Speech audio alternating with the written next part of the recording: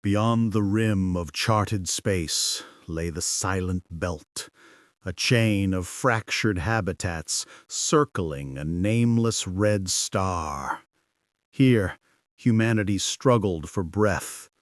Miners clung to hollow asteroids. Traders bartered air for water. And the young learned to live beneath rusted ceilings instead of skies. Legends floated among them of sentinels built by the ancestors, guardians who had once shielded humanity during the first exodus.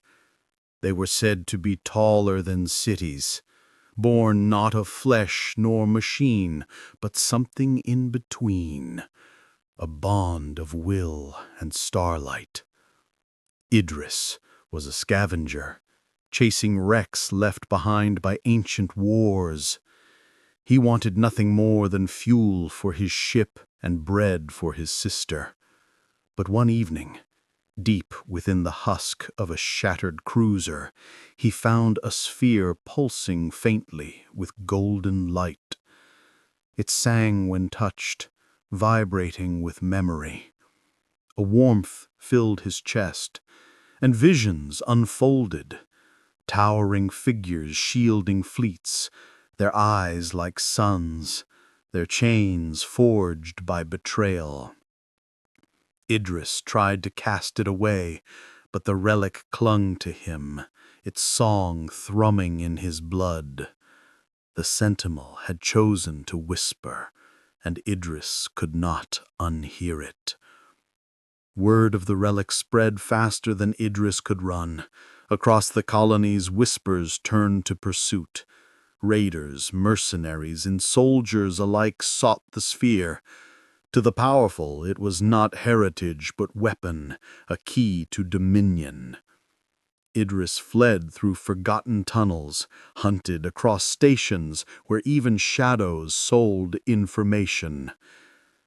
It was then he crossed paths with Selene, part scholar, part exile. Her body bore traces of forbidden augmentation. She recognized the sphere instantly. It belongs to the eternal Sentinel. One still sleeps within the chains of light. If you awaken it, humanity will be judged not by words, but by memory. Together, they escaped assassins who cloaked themselves in silence, yet each night Idris dreamed of a voice deep and sorrowful. You once betrayed me, but you can still remind me of hope. He woke shaken, torn between fear of unleashing destruction and the burden of letting a protector remain forgotten. The hunters closed in, but so did destiny. Every step brought them nearer to the place where the Sentinel waited, shackled in starlight.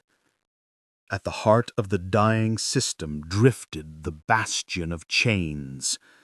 It was not a fortress, but a tomb, a lattice of stellar iron encasing a shape so vast that Idris's ship seemed like a grain of dust beside it. The eternal Sentinel lay bound, arms crossed upon his chest, eyes darkened like suns at eclipse. The chains of light burned across its body, humming with ancient restraint. Idris's relic blazed when they entered. Soldiers arrived too, their commander demanding the sphere. With this, we bend the Sentinel, he declared, and with it bend all who dare resist. Weapons rose, and for a heartbeat Idris considered surrender. But Selene's eyes held steady faith, and the relic itself seemed to thrum with expectation. With trembling hands, Idris placed the sphere against the hollow in the Sentinel's chest. The bastion roared, chains cracked. The Sentinel's eyes ignited, flooding the chamber with radiance. Its voice thundered, echoing across every soul. Will you bind me once more, or will you trust me?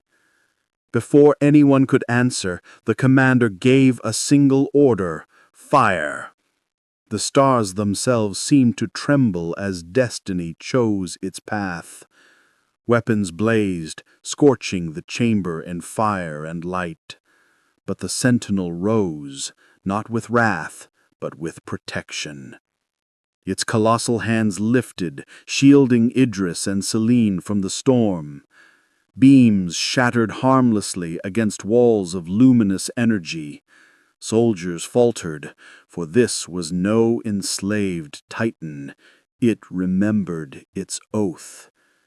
Idris cried out, "You were betrayed, but not by all of us. Remember the vow you made."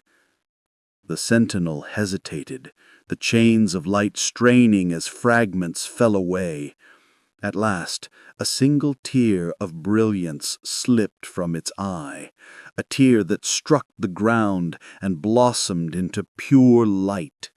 Mercy, not vengeance, filled the chamber. The fleets outside broke apart as the Sentinel strode free. It dismantled weapons with precision, sparing lives even as it ended war machines. When silence fell, it lowered its head to Idris. "Your faith rekindled mine," it said. "From this day, my watch begins anew." The frontier that once cowered beneath fractured skies now looked upward with hope. Humanity had not awakened a destroyer. They had reminded a protector of its purpose. And for the first time in generations, the stars did not feel empty. They felt alive.